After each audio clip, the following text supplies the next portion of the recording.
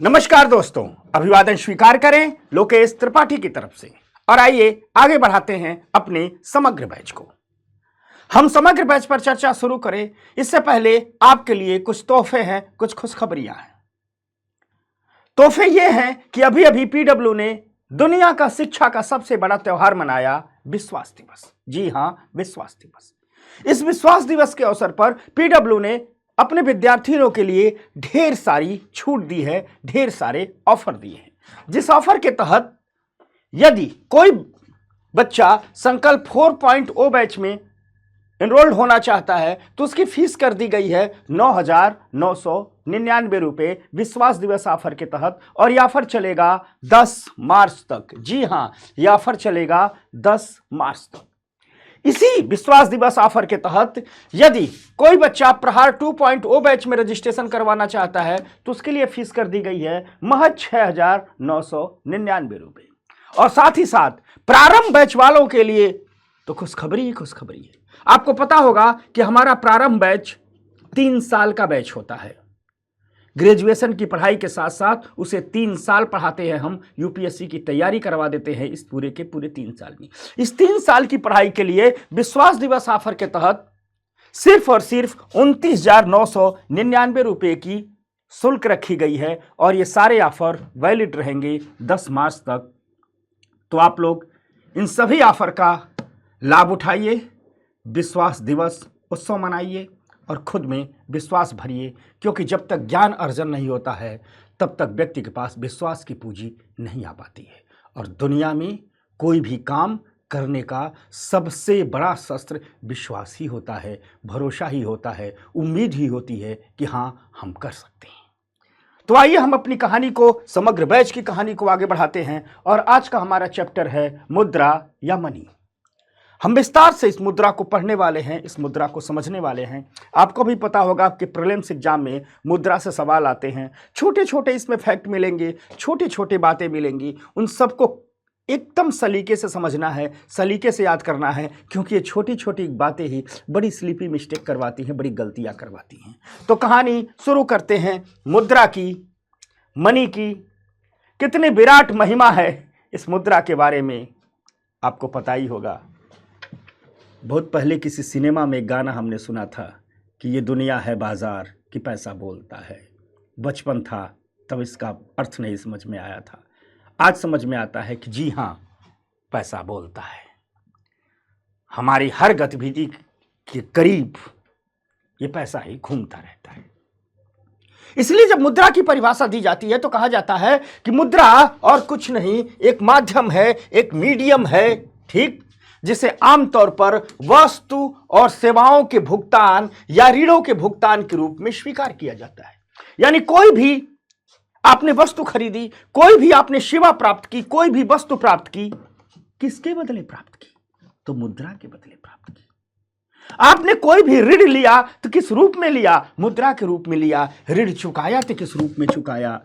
तो ऋण मुद्रा के रूप में चुकाया। यानी हमारे आसपास ये जो दुनियावी ताना बाना बुला गया है ना, ये दुनियावी ताना बाना चलता है जिस माध्यम के रूप में, उसे ही मुद्रा कहते हैं, उसे ही मनी कहते हैं, उसे ही पैसा कहते हैं, धन कहते हैं। मानव सभ्यता के विकास के साथ साथ इस मुद्रा का भी विकास जुड़ा हुआ है। गौर से आप लोग इतिहास में देखिएगा तो जैसे जैसे मानव विकास की ओर चलता है वैसे वैसे मुद्रा भी विकास की ओर चलती है। वैसा भी मुद्रा भी अपने नित नए रूप धरती है, नित नए आकार ग्रहण करती है। मुद्रा के विकास के क्रम को देखा जाए तो सबसे पहले वस्तु विनिमय प्रणाली आई थी, उसके बाद कमोडिटी मनी पड़े मुद्रा आई थी, फिर धातु मुद्रा आई थी, फिर आई कागज की मुद्रा जो हम आप पॉकेट में लेकर के घूमते हैं, फिर आई बैंक मनी और फिर आई डिजिटल मुद्रा, डिजिटल करेंसी।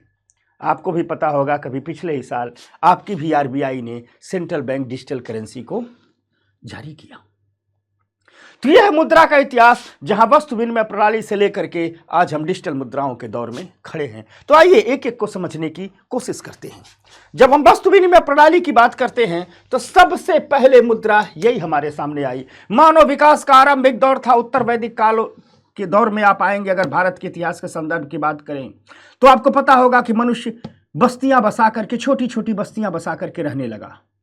एक बस्तियों में कुछ उत्पादित होता था, दूसरे बस्तियों में कुछ उत्पादित होता था। ये प्रारंभिक मनुष्य था जो प्रारंभिक कृषि कर रहा था। शिकार पर आधारित जीवन धीरे धीरे स्थिर जीवन में तब्दील हो रहा था, कृषि पर आधारित जीवन में तब्दील हो रहा था। तो एक व्यक्ति के पास कुछ होता था, दूसरे के पास कुछ होता था। दोनों लोग जरूरतों के हिसाब से अपनी अदला बदली कर लेते थे, यानी एक वस्तु से दूसरी वस्तु का आदान प्रदान हो जाता था। इसी को कहते थे वस्तु विनिमय प्रणाली। किसी के पास, कोई किसान है, किसी के पास गेहूं है। ये खूबसूरत सा किसान मैंने बनाया है क्योंकि मुझे किसान बड़े खूबसूरत लगते हैं। मेरा मानना है कि हमारा अन्नदाता अगर खूबसूरत हो जाएगा, इसके चेहरे पर लालिमा मुस्कान आ जाएगी तो पूरा मुल्क खूबसूरत हो जाएगा, पूरे मुल्क के चेहरे पर लालिमा मुस्कान आ जाएगी। इसलिए मैं चित्रों से जहीं कहीं किसान को पाता हूं तो थोड़ा सा रंग रोगन लगाने लगता हूं। तो मान लीजिए ये किसान है, इसे कपड़े की जरूरत है, तो ये अपना गेहूं लेकर के जाएगा, कपड़े वाले को गेहूं देगा और उससे गेहूं के बदले कपड़े ले लेगा। यही वस्तु विनिमय प्रणाली है। लेकिन इस वस्तु विनिमय प्रणाली की एक समस्या थी दोहरी मांग की समस्या। पूरी की पूरी वस्तु विनिमय प्रणाली दोहरी मांग की दोहरी समस्या से हमेशा ग्रस्त रही है। मांग की दोहरी समस्या का मतलब होता है कि मान लीजिए कोई किसान है, उसे तो कपड़े की जरूरत है और उसके पास गेहूं है, तो किसान को गेहूं देगा, बदले में कपड़े लेगा। लेकिन किसान को उस कपड़े वाले को भी ढूंढना होगा ना, जिसे गेहूं की जरूरत है। मान लीजिए किसी कपड़े वाले के पास गया, कपड़ा वाला कहता है नहीं हमारे घर में गेहूं बहुत रखा गया है, हमें तो जूते की जरूरत, हमें हमारे घर में गेहूं बहुत रखा गया है, हमें अभी गेहूं नहीं लेना है। तो उस कपड़े वाले को गेहूं देकर के किसान कपड़े लेकर के नहीं ले सकता। यानी किसान को ढूंढना पड़ेगा कपड़े का ऐसा व्यापारी जिसे गेहूं की जरूरत है। और साथ साथ किसान ही ऐसा व्यापारी नहीं ढूंढेगा जिसे गेहूं की जरूरत है, व्यापारी भी ऐसा किसान ढूंढेगा जिसके पास गेहूं है। यानी वस्तु विनिमय प्रणाली तभी संभव है जब देने वाले और लेने वाले दोनों की डिमांड सेम हो। अगर किसान को गेहूं चाहिए, किसान को कपड़ा चाहिए गेहूं के बदले, तो उसे उस व्यापारी को ढूंढना होगा जिसे गेहूं की जरूरत हो। यानी जब तक ऐसा किसान जिसे कपड़े की जरूरत हो और जब तक ऐसा व्यापारी जिसे गेहूं की जरूरत हो, दोनों नहीं मिल जाएंगे, दोनों की डिमांड सेम नहीं होगी, वस्तु विनिमय प्रणाली आगे नहीं बढ़ सकती है। इसीलिए कहा जाता है कि वस्तु विनिमय प्रणाली हमेशा दोहरी मांग की समस्या से ग्रस्त रही। इसी के कारण यह बहुत आगे नहीं बढ़ पाई। लेकिन कुछ दिनों तक रही, फिर आया दौर वस्तु विनिमय प्रणाली के बाद पड़े मुद्रा का, कमोडिटी मनी का। कमोडिटी मनी वह कोई भी ऐसी वस्तु कमोडिटी मनी हो जाती थी जो उस दौर के अर्थव्यवस्था में बहुत प्रचलित हो। जैसे मान लो वैदिक काल इत्यादि शुरुआती दौर देखोगे तो गाय बड़ी प्रचलित थी। ये तो हमने आज की अंग्रेजों वाली गाय लगा दी है, ठीक। उस दौर की गाय ऐसी नहीं होती थी। तो गाय शुरुआती दौर में बहुत प्रचलित थी क्योंकि गाय हमारी अर्थव्यवस्था का आधार स्तंभ थी। गाय दूध भी देती थी, गाय के बछड़े खेती भी करते थे, गाय के गोबर से खाद भी बनती थी। इसलिए उस दौर में जितने भी शब्द देखोगे, जीवन के जितने शब्द देखोगे, गाय से ध्वनित हैं। पुत्री को दुहिता कहा गया, पुत्री को दुहिता कहा गया क्योंकि गाय का दूध दूहने वाली होती थी। समय को जब शाम होता था तो उसे गोधूली कहा गया क्योंकि इसी समय गाय चर करके घर आती थी। सबसे बड़ा दान गौदान कहा गया, सबसे बड़ी सेवा गौ सेवा कही गई। तो गाय उस समय बन गई थी पड़ी मुद्रा। किसी भी व्यक्ति को उस दौर में कुछ भी लेन देन करना होता था तो गायों के बदले लेन देन करता था। तो प्रारंभिक तौर पर गाय ही सबसे बड़ी पड़े मुद्रा रही। इस पड़े मुद्रा की विशेषता यह थी कि यह जितनी इसकी इकोनॉमी में वैल्यू होती थी, अगर कोई गाय है, उस दौर की मैं बता रहा हूं, ऐसा दूध देती, इतना स्वस्थ है कि उसकी वैल्यू 100 रुपये है, तो 100 रुपये का काम करने लगती थी। यानी 100 रुपये का लेन देन होता था। एज एग्जाम्पल बता रहा हूं। कोई ऐसी गाय है थोड़ा कमजोर उमजोर है, कम दूध देती है, अगर उसकी वैल्यू 10 रुपये है तो उसके बदले देकर के 10 रुपये का सामान आ जाता था। तो गाय बहुत दिनों तक पड़े मुद्रा बनी रही। गाय के साथ साथ सोना भी पड़े मुद्रा के साथ ही चलता रहा। पूरे इतिहास के दौर में चलता रहा सोना, लेकिन सोना पूर्ण रूप से धातु मुद्रा के आता है, तहत आता है। लेकिन यह जान लीजिए, भले ही सोना बाद में धातु मुद्रा के तहत शामिल हुआ, लेकिन पूरे इतिहास के दौर में सोना भी कहीं न कहीं पड़े मुद्रा का काम करता रहा। तो यह थी दूसरी मुद्रा, जिसे हम कहते थे पड़े मुद्रा। तीसरी मुद्रा है, ठीक। अब देखो, जो पड़े मुद्रा है इसकी एक समस्याएं हैं। पहली समस्याएं तो इसका मूल्य सभी जगह समान नहीं होता है, सभी जगह इसका मूल्य समान नहीं होता है। उस दौर की हम बात करें तो पता चला अवध में गाय का मूल्य कुछ और रहा होगा, तो मथुरा में गाय का मूल्य और कुछ और रहा होगा। साथ साथ इन वस्तुओं को एक जगह से दूसरी जगह लाना जाना आसान नहीं होता है। अब सामान खरीदने जा रहे हैं तो गाय लेकर के जा रहे हैं, ये वस्तुएं खराब भी हो जाती हैं। पता चला कहीं लेकर के जा रहे हैं कुछ खरीदारी करने, दूर के बाजारों में दूर के हाट लगते थे, बारिश हुई गाय आपकी मर गई, कोई दुर्घटना हुई गाय चोटिल हो गई, तो उसको कोई खरीदेगा ही नहीं। ये सब समस्याएं आती थी और इसमें पारस्परिक रूप से विनिमय नहीं हो पाता था। इसमें भी वही समस्या थी कि बाजार में गाय लेकर के जाओगे, ठीक है गाय का मूल्य 100 रुपया है, लेकिन इस गाय के बदले सामान तुमको वही देगा जिसे गाय की जरूरत होगी। यानी बहुत तेज इसका भी विनिमय नहीं हो पाता था। बाजार में जिसको गाय की जरूरत नहीं होगी गाय क्यों लेगा? तो जब भी कोई व्यक्ति जाता था तो उसे उस व्यापारी को ढूंढना पड़ता था जिसे गाय की जरूरत हो, या व्यापारी उस किसान को ढूंढता था जिसके पास गाय हो। तो यहां भी बहुत तेज एक्सचेंज नहीं हो पाता था। इसीलिए इसके विकल्प के रूप में धातु मुद्रा का विकास हुआ, धातुओं से बनी मुद्राएं। आप लोग देखते होंगे कि बुद्ध के काल के बाद ही धीरे धीरे धातु मुद्राएं आने लगी। पूरी दुनिया में भी यही दौर था, जहां जहां सभ्यता पनपी वहां वहां धातु मुद्राएं आने लगी। और धातु मुद्राएं आधुनिक काल तक चली, तब तक चली जब तक धातु मुद्राओं को कागज की मुद्राओं ने रिप्लेस नहीं किया। यह धातु मुद्राएं दो प्रकार की होती हैं। एक ऐसी धातु की मुद्रा होती है जिसका अंकित मूल्य और आंतरिक मूल्य एक समान होता है। अंकित मूल्य मतलब जितना उस पर लिखा गया है, और आंतरिक मूल्य मतलब जितनी उसकी वैल्यू है। जैसे मान लो सोने और चांदी के सिक्के, सोने और चांदी के सिक्के। आप मार्केट में जाओ एक गोल्ड कॉइन लेने के लिए, ठीक। पता चला 1 ग्राम का गोल्ड कॉइन है, तो इस पर लिखा होगा, एज एग्जाम्पल बता रहा हूं, 50,000 रुपए, 50,000 रुपए। इस 1 ग्राम के गोल्ड कॉइन पर लिखा होगा 50,000 रुपये। इस पर 50,000 रुपये इसलिए लिखा होगा क्योंकि इस सोने के सिक्कों को बनाने में जितना सोना लगा है, उस सोने की प्राइस ही है 50,000 रुपये। उस सोने की प्राइस ही है 50,000 रुपये। यानी जो अंकित मूल्य है, अगर इस सिक्के पर अंकित मूल्य लिखा है 50,000 रुपये, तो इसलिए है क्योंकि इसमें जो सोना लगा है उसकी भी कीमत 50,000 के ही बराबर है। यानी अंकित मूल्य और उसका आंतरिक मूल्य दोनों समान होता है। तो ऐसी धातु मुद्राएं जिसका आंतरिक मूल्य और अंकित मूल्य समान होता है, यह एक प्रकार की धातु मुद्राएं कहलाती है, जिसमें सोना और चांदी शामिल होता है। साथ साथ दूसरे प्रकार की ऐसी धातु मुद्राएं हैं जिसका अंकित मूल्य आंतरिक मूल्य से अधिक होता है। जैसे मान लो तांबा का सिक्का जारी कर दिया जाता था उस जमाने में, और कहा जाता था इसकी कीमत 100 रुपये है, लेकिन पता चला इस सिक्कों के बनने में जितना तांबा लगा है उसकी कीमत तो 1 रुपये ही है। यानी अंकित मूल्य अधिक है, आंतरिक मूल्य कम है। तांबे के सिक्के, पीतल के सिक्के, जस्ते के सिक्के, ये सारे सिक्के, ये भी धातु के सिक्के हैं, लेकिन इनका अंकित मूल्य आंतरिक मूल्य से हमेशा ज्यादा होता था। तो ये 2 प्रकार की धातु मुद्राएं हैं। इस धातु मुद्राओं के दौर के बाद जो सबसे सशक्त दौर आया, जो आज तक चल रहा है, इसे हम कहते हैं कागज मुद्रा। कागज की मुद्रा, पेपर मनी।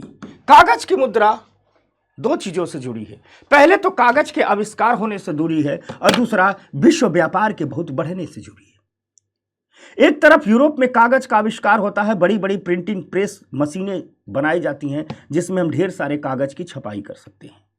दूसरी तरफ यूरोपीय कंपनियों का व्यापार पूरी दुनिया में बढ़ता है। इतने बड़े व्यापार को सोने चांदी से नहीं संभाला जा सकता था, क्योंकि सोना चांदी भी दुनिया में एक नियत ही तो है। इसलिए विभिन्न सरकारों ने देखा कि जब हमारे पास प्रिंटिंग प्रेस आ गया है और साथ साथ हम अपने सोने को खर्च नहीं करना चाहते हैं, तो उन्होंने कागज की मुद्रा का विकास किया। कागज की मुद्रा एक को फिएट मनी कहा जाता है। दरअसल फिएट शब्द ग्रीक भाषा का शब्द है। फिएट का मतलब होता है हुक्म द्वारा जारी मुद्रा। हुक्म द्वारा जारी मुद्रा मतलब राजा के आदेश द्वारा जारी मुद्रा, अर्थात सरकार द्वारा जारी मुद्रा। पेपर मनी में कागज के टुकड़े, कागज लिए गए, पेपर मनी में कागज लिए गए, इन पर विशेष सिंबल बनाया गया और इसी सिंबल को सरकारों ने हुक्म दिया, आदेश दिया कि यह और कुछ नहीं, यही हमारी मनी है, मुद्रा है। यानी राजा के आदेश से, सरकारों के आदेश से, सरकारों की यह ताकत होती है। सरकार अगर कह दे हमारे हाथ में ये पेन है, ये भी मुद्रा है, तो हमें आपको मान लेना पड़ेगा कि ये भी मुद्रा है। तो पहली बार कुछ विशेष कागज डिजाइन किए हर देश के सरकारों ने और कहा कि हम हुक्म देते हैं कि यही मुद्रा रहेगी, इसी को मुद्रा के रूप में स्वीकार किया जाएगा। तो चूंकि कागज की मुद्रा हुक्म द्वारा जारी की गई मुद्रा थी, सरकार के आदेश द्वारा जारी की गई मुद्रा थी, इसलिए इसे फिएट मनी कहा गया। आज भी इसे फिएट मनी ही कहा जाता है। साथ ही साथ जितनी भी कागज की मुद्रा होती है यह एक लीगल टेंडर के रूप में होती है। लीगल टेंडर का मतलब होता है कि जब कोई सरकार किसी पेपर को मुद्रा घोषित करेगी तो सरकार की सीमा के भीतर, उस देश के भू क्षेत्र के भीतर कोई भी व्यक्ति नहीं होगा जो उसे लेन देन के माध्यम के रूप में स्वीकार न करे। अगर कोई कहता है कि हम इसे लेन देन के माध्यम के रूप में स्वीकार नहीं कर रहे हैं तो वह अपराधी होगा, उसे दंड दिया जाएगा। इसीलिए कागज की मुद्रा को लीगल टेंडर द्वारा किया जाता है। लीगल टेंडर भी कहा जाता है क्योंकि यह सरकारों द्वारा समर्थित होती हैं। सरकारें कहती हैं कि जो हमारी फिएट मनी है उसको एक निश्चित क्षेत्र के भीतर सभी ऋणों और पेमेंट के लिए मान्यता प्राप्त है, इसलिए लीगल टेंडर है। आपको याद होगी नोटबंदी का दिन, यूट्यूब पर वो वीडियो निकाल के देखिएगा। जब प्रधानमंत्री ने घोषणा की थी तो उन्होंने कहा था आज रात 12 बजे के बाद 500 और 1000 के नोट लीगल टेंडर नहीं रहेंगे। उन्होंने ये नहीं कहा था कि हम नोटबंदी कर रहे हैं, उन्होंने कहा था कि 500 और 1000 के नोट लीगल टेंडर नहीं रहेंगे। यानी सरकार कहती है कि अब यह कानूनी रूप से मुद्रा नहीं है। तो ये है फिएट मनी, कागज की मुद्रा। आपका जो रुपया है, आपका डॉलर है, जो ब्रिटिश पाउंड है, ये सब किस रूप में है?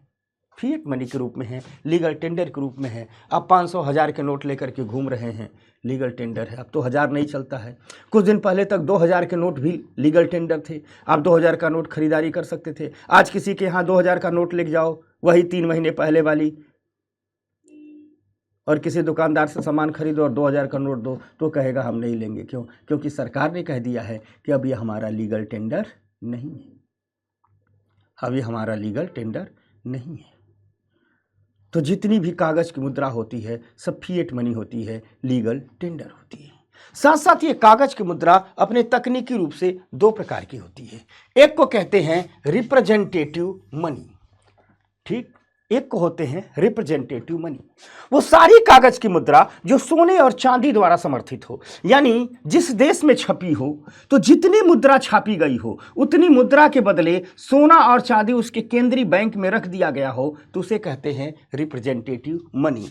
अर्थात फिएट मनी, जो वह फिएट मनी जो सोने और चांदी के द्वारा समर्थित है उसे रिप्रेजेंटेटिव मनी कहते हैं। मान लीजिए सरकार ने 10,000 करोड़ रुपए छपवाए, और 10 किससे छपवाए? सेंट्रल बैंक से, केंद्रीय बैंक से, आरबीआई से। और आरबीआई को कह दिया है 10,000 करोड़ रुपए छाप के दो, इसके बदले हम सोना रख देते हैं, तो वह क्या हो जाएगा? रिप्रेजेंटेटिव मनी हो जाएगी। पहले भारत में रिप्रेजेंटेटिव मनी होती थी, अब भारत में रिप्रेजेंटेटिव मनी नहीं होती थी। 1956 के पहले भारत में जो भी रुपया होता था वह रिप्रेजेंटेटिव मनी के रूप में होता था, क्योंकि सरकारें जितनी मुद्रा छपवाती थी उसके बदले सोना और चांदी केंद्रीय बैंक में रख देती थी। 1956 के पहले 1956 से व्यवस्था बदली गई। 1956 से कहा गया कि अब हम रिप्रेजेंटेटिव मनी को नहीं स्वीकार करते हैं, अब हम जो भी मुद्रा छपवाएंगे उसके बदले सरकारी प्रतिभूतियां गिरवी रखेंगे। अर्थात व्यवस्था कुछ यूं होती है, हम मोटे तौर पर बता रहे हैं,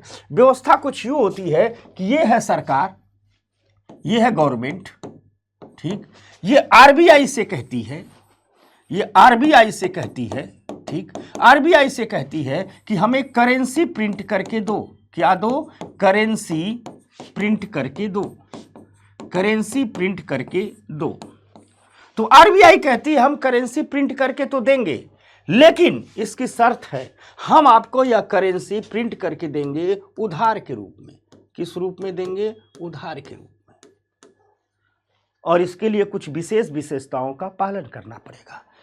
तो सरकार पूछती है कौन सी विशेषता? तो आरबीआई कहती है कि आपको हम जितनी करेंसी प्रिंट करके देंगे उतने के बराबर की सरकारी प्रतिभूतियां, गवर्नमेंट सिक्योरिटीज आपको हमारे यहां गिरवी रखनी होगी। क्या रखनी होगी? गिरवी रखनी होगी। यानी मान लीजिए सरकार कह रही है आरबीआई से कि हमें 10,000 करोड़ का, हमें 10,000 करोड़ की करेंसी प्रिंट करके दो। तो आरबीआई कहती है हम 10,000 करोड़ की करेंसी प्रिंट करके देंगे, लेकिन तकनीकी रूप से वह आपको दिया गया एक उधार होगा। और आपको अगर 10,000 करोड़ की करेंसी प्रिंट करवानी है तो आपको 10,000 करोड़ की सरकारी प्रतिभूतियां हमारे पास गिरवी रखनी होगी। तो आज जो है इस प्रकार की करेंसी प्रिंट की जाती है। इस प्रकार की जो करेंसी प्रिंट की जाती है इसे जीरो इंटरेस्ट बियरर बॉन्ड भी कहते हैं। इसे क्या कहते हैं? Zero interest bearer bond. अर्थात हमारे हाथ में जो करेंसी घूम रही है वह एक प्रकार के बियरर बॉन्ड की तहत है। बॉन्ड मतलब लंबे समय की सरकारी प्रतिभूतियां। अर्थात जो हमारे पास हाथ में करेंसी घूम रही है उसके बदले में बॉन्ड, सरकारी प्रतिभूतियों को ही बॉन्ड कहते हैं। जो लंबे समय की सरकारी प्रतिभूतियां होती है उसे बॉन्ड कहते हैं।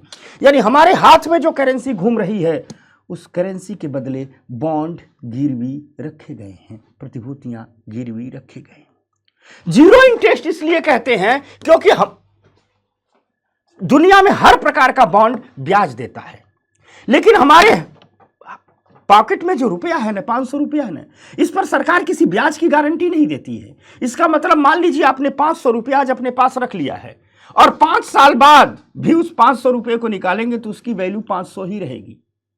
आप ये नहीं सरकार से कह सकते हैं कि अरे हम 5 साल तक 500 रुपया रखे रहे, हमको इसके बदले में ब्याज दो।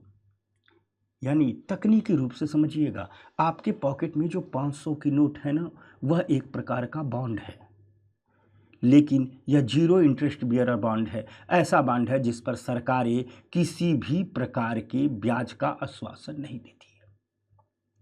सरकार कहती है कि आपके हाथ में जो करेंसी है, आरबीआई गारंटी लेती है कि आपके हाथ में जो करेंसी है उस करेंसी को हमने प्रिंट करके भले दिया है, लेकिन उसके बदले हमने बॉन्ड गिरवी रखवा लिए हैं, सरकारी प्रतिभूतियां गिरवी रखवा ली है। हमने बॉन्ड को सरकारी प्रतिभूतियों से आपकी संपत्ति को वेट किया है, इसीलिए आपके नोट के नीचे लिखा रहता है मैं धारक को 500 रुपये अदा करने का वचन देता हूं। मैं धारक को 500 रुपये अदा करने का वचन देता हूं।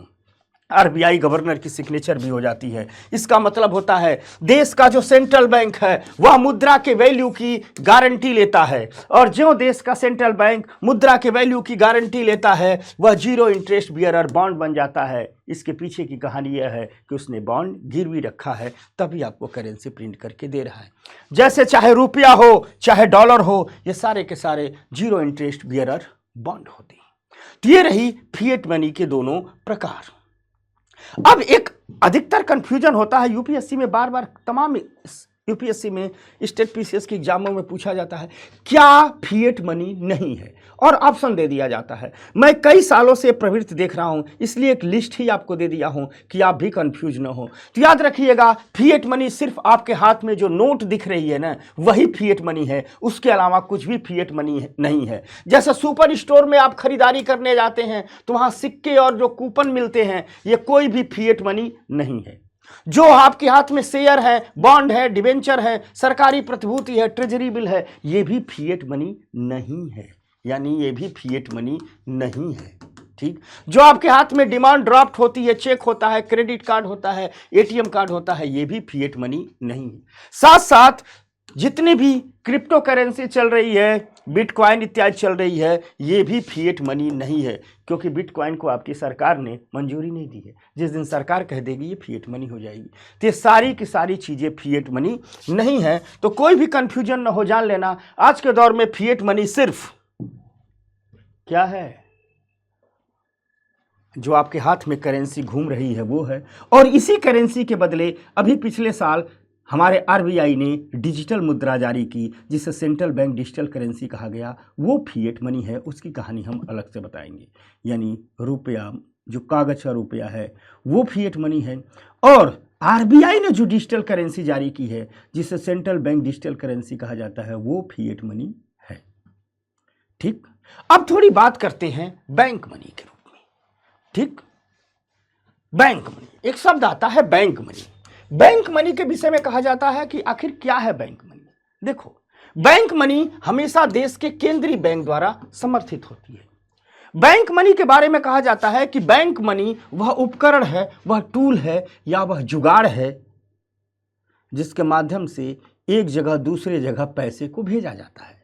अगर हम देसी भाषा में कहें तो बैंक मनी और कुछ नहीं, आरबीआई द्वारा इजाद किया गया वह जुगाड़ है जिसके माध्यम से एक जगह से दूसरी जगह पैसे को भेजा जा सकता है।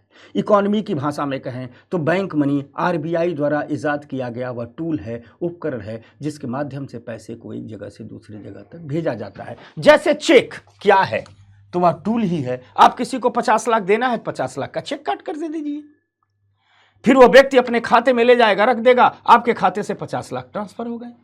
आप जो बैंक ड्राफ्ट है, यह क्या है? पैसे ट्रांसफर करने का माध्यम है। आप जो एनईएफटी का आजकल इस्तेमाल करते हैं ऑनलाइन, यह पैसे को एक जगह से दूसरी जगह पहुंचाने का माध्यम है। आरटीजीएस, आईएमपीएस, जो आपके क्रेडिट कार्ड हैं, जो आपके डेबिट कार्ड हैं, ये सारी की सारी क्या है? पैसे को एक जगह से दूसरी जगह तक ले जाने के लिए केंद्रीय बैंक द्वारा बनाया गया जुगाड़ सिस्टम है, टूल्स है। इसीलिए इसे क्या कहते हैं? ठीक, इसे बैंक मनी कहते हैं। आप किसी को 50 लाख देना है तो चेक पर 50 लाख अपने बैंक अकाउंट का चेक काटिए 50 लाख का, और दूसरे व्यक्ति को दे दीजिए, वह ले जाकर के अपने बैंक में डाल देगा, उसके खाते में पैसे चले जाएंगे। यानी यह पैसे एक बैंक से दूसरे बैंक में ट्रांसफर हो रहे हैं, इसीलिए बैंक मनी कहा जाता है। लेकिन यह नॉर्मल मनी नहीं है, क्योंकि आप गए खरीदारी करने, दुकानदार पर सब्जी खरीदने गए, 100 रुपये की सब्जी खरीदे और कहे मैं 100 रुपये का चेक काट के दे दे रहा हूँ। दुकानदार कहेगा हम क्या करेंगे चेक लेके। यानी नॉर्मल दौर में इस्तेमाल नहीं कर सकते हैं इसका इस्तेमाल सिर्फ वहीं कर सकते हैं जहां आरबीआई ने नियम बनाया है। यानी एक खाते से दूसरे खाते में पैसे ट्रांसफर करने के लिए ही सबका इस्तेमाल कर सकते हैं। चाहे चेक हो, चाहे बैंक ड्राफ्ट हो, चाहे एनईएफटी हो, चाहे आरटीजीएस हो, चाहे आईएमपीएस हो, चाहे क्रेडिट कार्ड हो, चाहे डेबिट कार्ड हो, इनसे आप कोई खरीदारी नहीं कर सकते। हाँ, एक खाते से दूसरे खाते में पैसे जरूर ट्रांसफर कर सकते हैं। चूंकि इन सभी का इस्तेमाल एक खाते से दूसरे खाते में पैसे ट्रांसफर करने के लिए किया जाता है, इसलिए इन्हें बैंक मनी कहा जाता है। अगर बैंक मनी में आज के दौर में हम ढेर सारा फंड ट्रांसफर करते हैं, ढेर सारा ऑनलाइन फंड ट्रांसफर करते हैं, तो क्या क्या चाहिए? अकाउंट होल्डर का नाम चाहिए, अकाउंट नंबर चाहिए, आईएफएससी कोड चाहिए। एसबीआई मुखर्जी नगर में जहां से मैं पढ़ा रहा हूं, वहां आपका अकाउंट है और आपको पेमेंट करना है एक्सिस बैंक चेन्नई में। आप चेक के माध्यम से, बैंक ड्राफ्ट के माध्यम से, एनईएफटी, आरटीजीएस, किसी के माध्यम से आप क्या कर सकते हैं? पैसा ट्रांसफर कर सकते हैं। आज के दौर में ऑनलाइन फंड ट्रांसफर बहुत तेजी से बढ़ाया है आरबीआई ने, और आरबीआई इस ऑनलाइन फंड ट्रांसफर के लिए जिस बैंक मनी का इस्तेमाल करता है, उस कुछ महत्वपूर्ण बैंक मनी को मैं समझा रहा हूं। जैसे आरबीआई एनईएफटी का इस्तेमाल करता है, यह भी बैंक मनी का उदाहरण है, याद रखिएगा। इसे कहते हैं नेशनल इलेक्ट्रॉनिक फंड ट्रांसफर। यह किसका उदाहरण है? बैंक मनी का उदाहरण है। इस एनईएफटी के सभी बैंक मेंबर हैं, भारत के सभी बैंक इस सर्विस के मेंबर हैं। 8 बजे से 6:30 बजे तक यह सेवाएं चलती रहती हैं, पैसा ट्रांसफर कर सकते हैं। मिनिमम 0 रुपया और एक बार में 25 लाख रुपए ट्रांसफर कर सकते हैं। पर अमाउंट कुछ चार्ज लगता है और जीएसटी कटती है। हर घंटे ट्रांजैक्शन किया जाता है, यानी बैच में ट्रांजैक्शन होता है। जैसे पहला ट्रांजैक्शन 8 बजे से शुरू होगा तो 8 बजे से 9 बजे तक बैंक पैसे इकट्ठा करेगा, कितने लोगों का करना है। फिर 9 बजे एक बल्क में ही ट्रांजैक्शन कर दिया जाता है, जितने लोगों का करना है। फिर 9 बजे से 10 बजे तक इकट्ठा करेगा, 10 बजे एक बल्क में कर दिया जाता है। अर्थात तुरंत मनी ट्रांसफर नहीं होता है, बल्क में होता है एनईएफटी के थ्रू। वे कंपनियां जो अपने कर्मचारियों को सैलरी दे रही हैं, पता चला 10,000 कर्मचारियों की सैलरी एक साथ भेजती हैं, तो 8 बजे बैंक को भेज देंगी। बैंक सब कुछ सिस्टम ठीक करके 9 बजे 10,000 लोगों को एक ही साथ भेज देगा सैलरी। तो ये है एनईएफटी, ये भी बैंक मनी का एग्जाम्पल है, ये भी बैंक मनी का एग्जाम्पल है। इसके बाद आती है बात आरटीजीएस का, जिसे रियल टाइम ग्रॉस सेटलमेंट कहते हैं, ये भी आपके बैंक मनी का एग्जाम्पल है, ऑनलाइन बैंक मनी है। इसमें तुरंत पैसा ट्रांसफर होता है, 8 बजे से लेकर 4 बजे तक सेवाएं चलती हैं, मिनिमम 2 लाख और मैक्सिमम 25 लाख ट्रांसफर कर सकते हैं। इसमें भी कुछ चार्ज लगते हैं जो बैंक टू बैंक अलग होते हैं, 25 रुपये से 50 रुपये के बीच पर ट्रांजेक्शन, और साथ साथ जीएसटी इसमें चार्ज लगती है। इसके अलावा एक आईएमपीएस है, इमीडिएट पेमेंट सिस्टम है, यह भी बैंक मनी का, ऑनलाइन बैंक मनी का एग्जाम्पल है। ठीक, यह तुरंत पेमेंट, इसमें क्या है कि तुरंत पेमेंट की व्यवस्था है, 24/7 यह पेमेंट चलता रहता है। आप तुरंत पेमेंट की व्यवस्था है, 24/7 यह पेमेंट सिस्टम चलता रहता है। इनमें मिनिमम 0 रुपया और मैक्सिमम 2 लाख रुपए तक का एक बार में ट्रांसफर किया जा सकता है। इसमें भी चार्जेस लगते हैं प्लस जीएसटी लगते हैं। जो चार्जेज हैं वो बैंक टू बैंक अलग अलग होते हैं। 1000 रुपये के पेमेंट पर कोई चार्ज नहीं लगता है, मोबाइल से भी ट्रांसफर कर सकते हैं। इसमें क्या होता है कि जब मोबाइल से ट्रांसफर करने के लिए आप अपने बैंक से संपर्क करते हैं, बैंक आपको मोबाइल मनी आइडेंटिफायर देता है, और यह मोबाइल मनी आइडेंटिफायर कुछ यूनिक कोड होता है जो हर अकाउंट का अलग अलग होता है। उसी यूनिक कोड के माध्यम से आप पैसा ट्रांसफर कर सकते हैं। तो यह भी ऑनलाइन बैंक मनी का एग्जाम्पल है। इसके अलावा हमने यहां बताया बैंक मनी में कि cheque, bank draft, credit card, ये सारे के सारे बैंक मनी के एग्जाम्पल है। तो थोड़ी आजकल इन सब से सवाल आ रहे हैं, इन सबको समझना होगा। इसके अलावा एक होता है विश्वसनीय मुद्रा। ठीक, फिडुशियरी मनी, विश्वसनीय मुद्रा। देखो, विश्वसनीय मुद्रा वो मुद्रा होती है जिसे भुगतानकर्ता और प्राप्तकर्ता के बीच विश्वास के कारण विनिमय के रूप में स्वीकार किया जाए। यानी दो लोग, जो भुगतान कर रहा है और जो प्राप्त कर रहा है, वो दोनों लोग भरोसा कर लें कि हमें इसी माध्यम से भुगतान स्वीकार करना है, तो वह मुद्रा तुरंत विश्वसनीय मुद्रा बन जाती है। जैसे चेक, बैंक नोट, ये क्या है? विश्वसनीय मुद्रा है। जब आप किसी को कोई पेमेंट करने जाते हो तो उससे पूछते हो चेक में पेमेंट ले लेंगे? अगर वो कहेगा हम चेक में पेमेंट ले लेंगे, तो आप चेक काट के दे देते हो। आप किसी को पेमेंट करने जाते हो तो कहोगे बैंक नोट्स में पेमेंट ले लेंगे, तो कहेगा हम बैंक नोट में पेमेंट ले लेंगे। ठीक, तो बैंक नोट विश्वसनीय मुद्रा हो जाता है।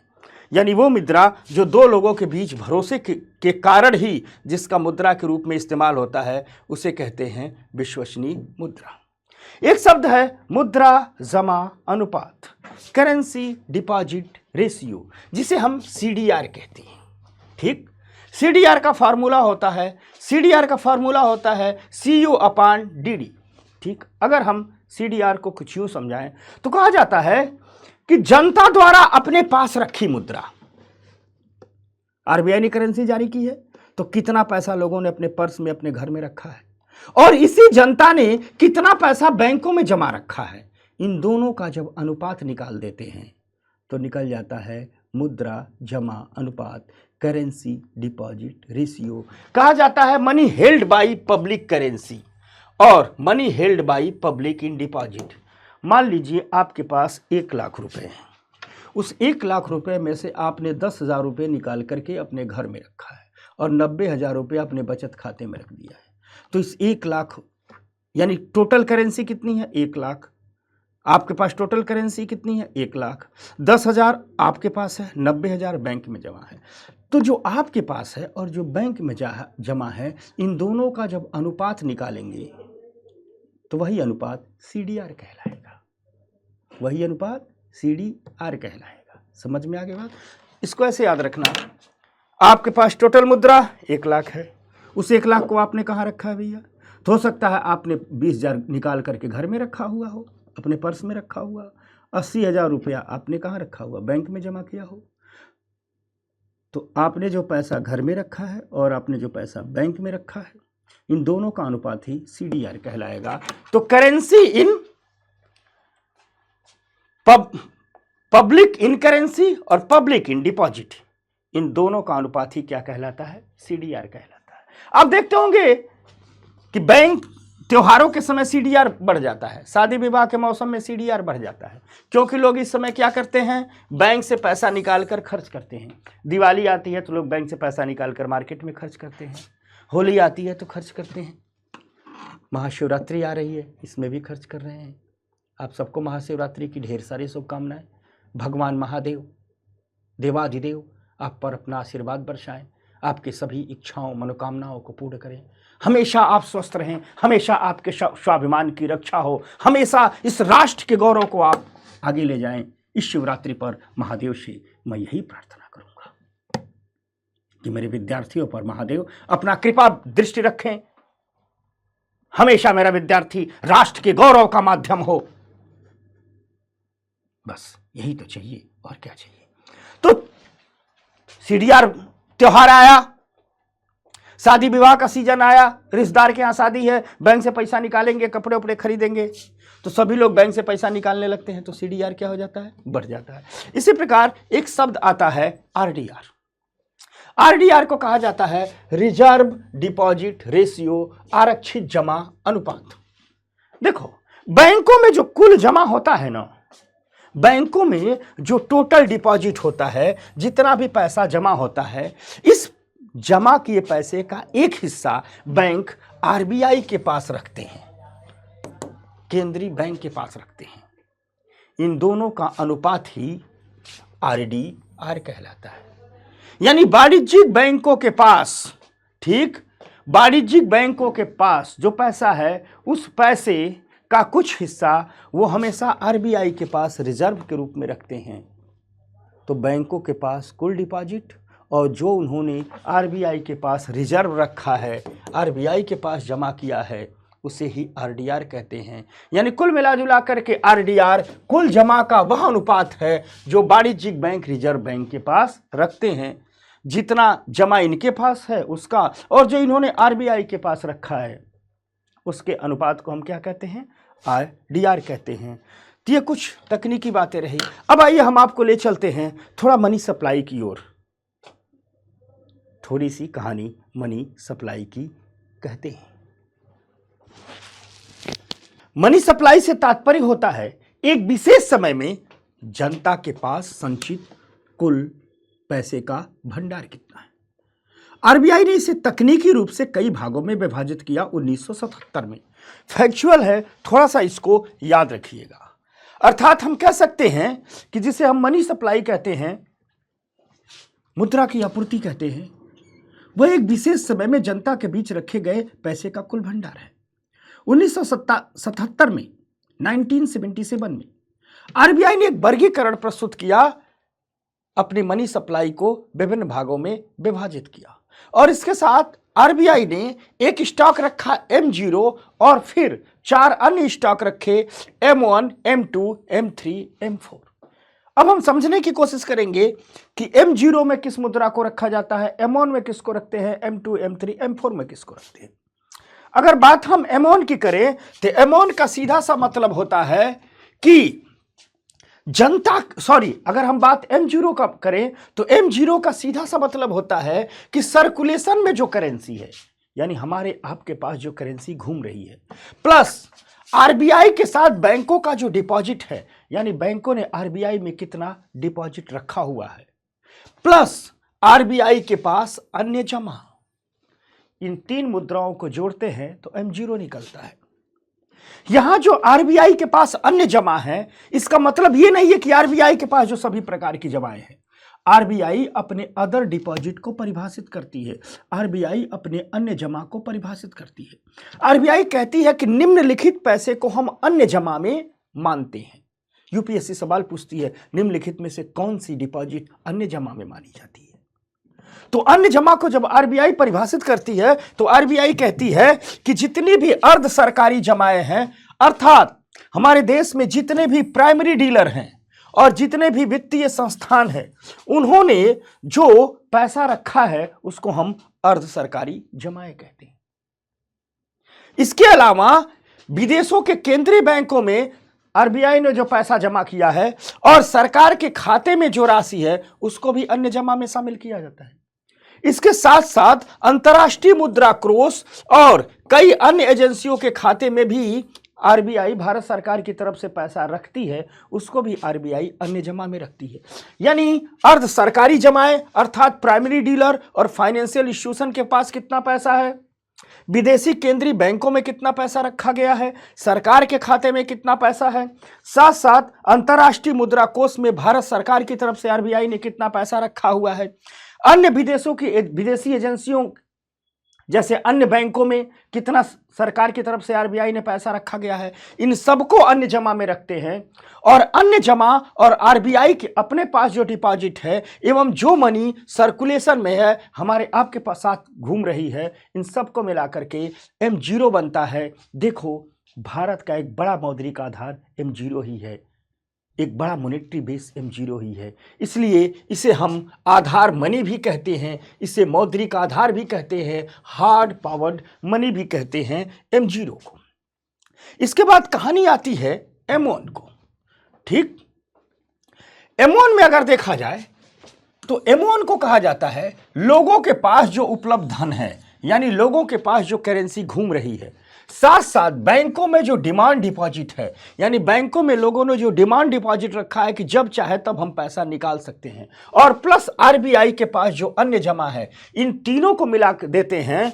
देखो, आरबीआई के अन्य जमा यहां भी शामिल हो गई, प्लस आरबीआई के पास जो अन्य जमा है, इन तीनों को मिला देते हैं तो बनता है M1।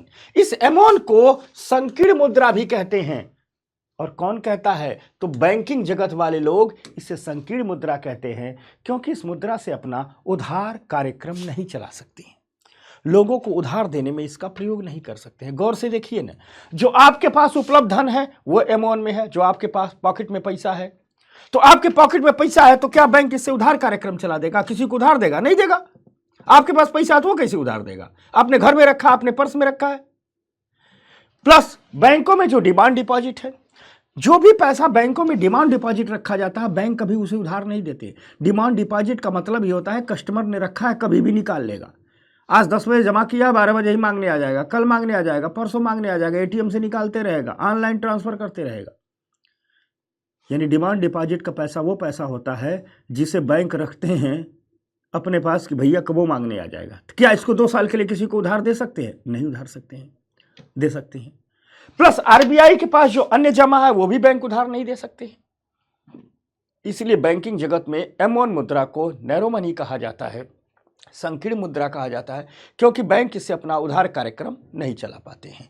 अगर हम M2 की बात की जाए तो M1 में जितनी भी मुद्रा रखी गई है, प्लस डाकघर में पोस्ट ऑफिस के सेविंग अकाउंट में बचत खाते में जो जमा राशि लोगों ने किया है, उसको जब जोड़ देते हैं तो M2 निकल जाता है। अर्थात M1 में जितनी मुद्रा है प्लस पोस्ट ऑफिस के सेविंग अकाउंट में लोगों का कितना पैसा जमा है, इन दोनों को जोड़ देते हैं तो M2 निकल जाता है।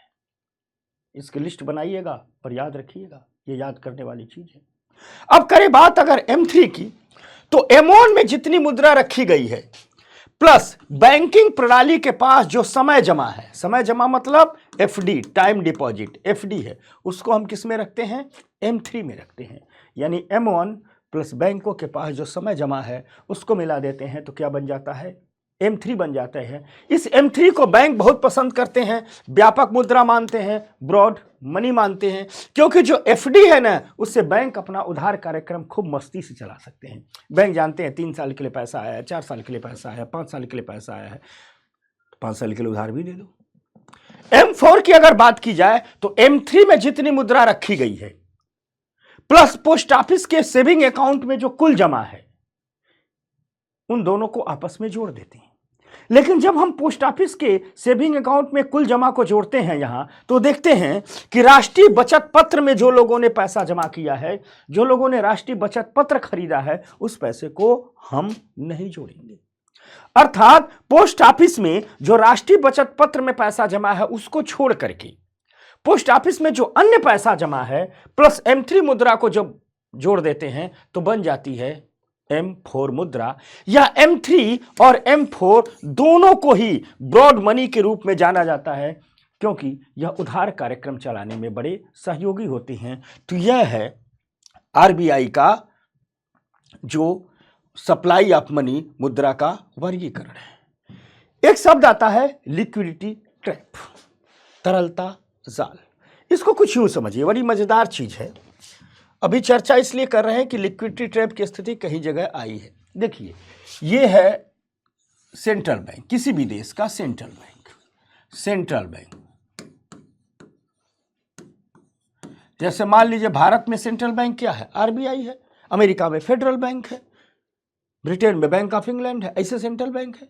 तो सेंट्रल बैंक क्या करता है? इंटरेस्ट रेट घटाता है, ब्याज दरें घटाता है। इंटरेस्ट रेट, ब्याज दरें क्या करेगा? घटाएगा। ब्याज दरें क्यों घटाएगा? क्योंकि सेंट्रल बैंक जानता है कि जब हम ब्याज दरें घटाएंगे, अर्थात जो बैंक है उसको जब सस्ता लोन मिलेगा, ब्याज दरें घटाने का मतलब क्या? सेंट्रल बैंक से बैंकों को सस्ता लोन मिल रहा है। तो जब सेंट्रल बैंक ब्याज दरें घटाएगा, यानी सेंट्रल बैंक जब सस्ता लोन देगा, इसको लिख देते हैं, तो होता क्या है? बैंक भी अपनी ब्याज दरें घटाता है। बैंक भी क्या कर रहा है? अपनी ब्याज दरें घटा रहा है। यानी ब्याज को बैंक को मिल रहा है सस्ता लोन, तो बैंक भी अपने कस्टमर को आगे सस्ता लोन पास करेगा। यानी बैंक भी ब्याज दरें घटा रहा है। यानी कुल मिला करके देश में ब्याज दरें के घटने की स्थिति है। यह तभी होती है जब सेंट्रल बैंक ब्याज दरें घटाता है। ऐसा इसलिए किया जाता है कि कभी कभी अर्थव्यवस्था में मंदी आई रहती है, तो सेंट्रल बैंक सोचता है कि हम ब्याज दरें घटाएंगे, यानी हम बैंकों को सस्ता लोन देंगे, तो बैंक भी अपने कस्टमर को सस्ता लोन पास करेंगे। तो जो बैंक के कस्टमर हैं, जो उद्योगपति हैं, जो व्यापारी हैं, आम आदमी हैं, या ज्यादा लोन लेंगे, ठीक, ज्यादा लोन लेंगे, और ज्यादा लोन लेंगे तो मार्केट में ज्यादा इन्वेस्टमेंट करेंगे। भाई व्यापारी सोचेगा एक दुकान है, 2 दुकान खोल दें, उद्योगपति सोचेगा सामानों का उत्पादन कर दें, आम आदमी सोचेगा खरीदारी बढ़ाएंगे। अर्थात माना जाता है कि जैसे जैसे इंटरेस्ट रेट घटेगी, मार्केट में इन्वेस्टमेंट बढ़ेगा। लेकिन कभी कभी देखने को मिला है कि इन्हीं कारणों से लोगों का अर्थव्यवस्था में भरोसा कम हो जाता है, लोगों में बचत करने की प्रवृत्ति बढ़ जाती है। ऐसे में होता क्या है कि ये सेंट्रल बैंक ब्याज दरें घटा रहा है। सेंट्रल बैंक अपनी ब्याज दरें घटा रहा है, इंटरेस्ट रेट को घटा रहा है। बैंक भी अपने इंटरेस्ट रेट को घटा रहे हैं, बैंक भी इंटरेस्ट रेट को घटा रहे हैं। लोग पैसा ले रहे हैं, लोग लोन ले रहे हैं, लेकिन लोग सेविंग करने लग रहे हैं, बचत करने लग रहे हैं, अर्थात इन्वेस्टमेंट नहीं कर रहे हैं, इन्वेस्टमेंट नहीं कर रहे हैं। अब सेंट्रल बैंक परेशान हो जाता है, भैया हम बढ़ाते जा रहे हैं लेकिन मार्केट में इन्वेस्टमेंट हो ही नहीं रहा। फिर वो कहता है कि और घटाए, फिर वो कहता है और घटाए, फिर कहता है और घटाए। बैंक भी फिर कहते हैं चलो हम भी और घटाते हैं, और घटाते हैं। यानी इंटरेस्ट रेट घटते जा रही है, इंटरेस्ट रेट घटते जा रही है, इंटरेस्ट रेट घटते जा रही है, नीचे की तरफ आते जा रही है, लेकिन इन्वेस्टमेंट नहीं हो रहा है। एक समय ऐसा आता है जब सेंट्रल बैंक अपनी ब्याज दरों को शून्य पर ला देता है, यानी इंटरेस्ट रेट 0 पर ला देता है, अर्थात मार्केट में 100% लिक्विडिटी बढ़ा देता है। यानी मार्केट में जब इंटरेस्ट रेट 0 हो जाएगा तो खूब पैसा आ जाएगा। लेकिन पैसा आने से जैसे जैसे इंटरेस्ट रेट घट रही है, इन्वेस्टमेंट बढ़ना चाहिए, इन्वेस्टमेंट का कर्व ऐसे होना चाहिए। यानी अगर इंटरेस्ट रेट नीचे जाना चाहिए तो इन्वेस्टमेंट ऊपर जाना चाहिए। लेकिन एक समय ऐसा आता है कि जब बैंक, सेंट्रल बैंक फेल हो जाता है, उसकी मॉनेटरी पॉलिसी फेल हो जाती है, वह इंटरेस्ट रेट को 0 कर देता है, इंटरेस्ट रेट को 0 कर देता है, फिर भी इन्वेस्टमेंट नहीं हो रहा है। यानी इंटरेस्ट रेट जीरो करने के बाद ऐसे फ्लैट कर्व हो जा रहा है, होना चाहिए एकदम इसको 90 डिग्री पर, यह फ्लैट हो जा रहा है। और यही होती है लिक्विडिटी ट्रैप की स्थिति, यही होती है तरलता जाल की स्थिति। अर्थात अर्थव्यवस्था में लिक्विडिटी बढ़ाई जा रही है, पैसे की मात्रा बढ़ाई जा रही है, ब्याज दरें घटाई जा रही है, लेकिन इन्वेस्टमेंट हो ही नहीं रहा है। लोग पैसा अपने घर में रखने लग रहे हैं, बचत करने लगते हैं। यहां एक समय ऐसा आता है कि जब सेंट्रल बैंक हाथ उठा देता है, बाप बाप चिल्लाने लगता है, अरे भैया अब तो हम जीरो ब्याज दर दे रहे हैं, इस पर भी लोग खरीदारी नहीं कर रहे हैं, इस पर भी लोग निवेश नहीं कर रहे हैं। तो सेंट्रल बैंक कहता है हमारी मॉनेटरी पॉलिसी फेल हो गई, हमारी अर्थव्यवस्था लिक्विडिटी ट्रैप में फंस गई, हमारी अर्थव्यवस्था तरलता जाल में फंस गई, क्योंकि इतनी तरलता बढ़ा दिया, इतना पैसा दे दिया हमने कि अब उस तरलता को हमें कम करना पड़ेगा, लेकिन लोगों ने निवेश नहीं किया। तो जब ब्याज दरें एकदम शून्य पर पहुंच जाएं और फिर भी बाजार में निवेश न हो, लोग पैसा अपने घर में रखने लगें, तो इसी स्थिति को कहते हैं लिक्विडिटी ट्रैप की स्थिति, तरलता जाल की स्थिति। आप लोगों ने देखा होगा कि इतिहास में 2-3 बार तरलता जाल की स्थिति आई है। जब 1930 में की महामंदी आई थी पूरे अमेरिका और यूरोप में, तब तरलता जाल की स्थिति आई थी। 1990 में जापान और रूस में तरलता जाल की स्थिति आई थी। 2008 में अमेरिका में कुछ तरलता जाल की स्थिति आई थी। और पोस्ट कोविड इकोनॉमिक इफेक्ट जो आया है, कई देशों में तरलता जाल की स्थिति आ गई है। कई इकोनॉमी इस तरलता जाल के कारण बर्बाद होने के कगार पर पहुंच गई है। तो यह है लिक्विडिटी ट्रैप। एक लाइन में याद रखिएगा कि जब ब्याज दरें एकदम शून्य हो जाएं, तरलता अपनी हाई लेवल पर हो जाए, मार्केट में केंद्रीय बैंक पैसा ही पैसा डाल दे, फिर भी लोग निवेश न करें, तो उस स्थिति को कहते हैं अर्थव्यवस्थाएं लिक्विडिटी ट्रैप में फंस गई हैं, तरलता जाल में फंस गई हैं। तो ये कहानी रही तरलता जाल की। अब मुद्राओं के लिए कुछ शब्द आते हैं, इन शब्दों से एग्जाम में सवाल पूछे गए हैं, इसलिए हम कुछ प्रचलित लोकप्रिय शब्दों पर आपको चर्चा कर रहे हैं। एक होती है दुर्लभ मुद्रा, जिसे कहते हैं हॉर्ड करेंसी। ठीक, आज के दौर में अगर देखा जाए तो डॉलर सबसे अधिक हॉर्ड करेंसी है। जो अमेरिका का डॉलर है वो पूरी दुनिया की सबसे अधिक हॉर्ड करेंसी है, सबसे अधिक दुर्लभ मुद्रा है। तो क्या होती है दुर्लभ मुद्रा की परिभाषा, और कैसे कोई मुद्रा दुर्लभ मुद्रा बन जाती है? दरअसल दुर्लभ मुद्रा की परिभाषा यह होती है कि कोई भी अंतर्राष्ट्रीय मुद्रा जिस पर सबसे अधिक भरोसा किया जाता है, सबसे अधिक विश्वास किया जाता है, उसे ही दुर्लभ मुद्रा कहा जाता है। ऐसी मुद्रा जिसकी जरूरत हर अर्थव्यवस्था को होती है। अमेरिकी डॉलर की जरूरत अमेरिका को तो है ही है, भारत को भी है, पाकिस्तान को भी है, चीन को भी है, रूस को भी है, जापान जर्मनी को है, पूरी दुनिया को है।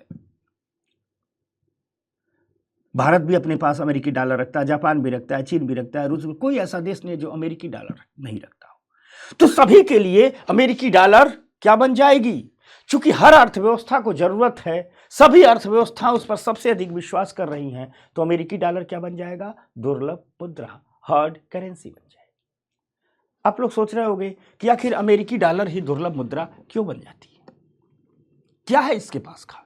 तो याद रखना, जिस मुद्रा में हाई टेक्नोलॉजी का निर्यात होता हो, उच्चतम तकनीकी का निर्यात होता हो, जिस मुद्रा में डिफेंस प्रोडक्ट का निर्यात होता हो, जिस मुद्रा में आज के दौर में पेट्रोलियम का निर्यात होता हो, वह मुद्रा अपने आप हार्ड करेंसी बन जाती है।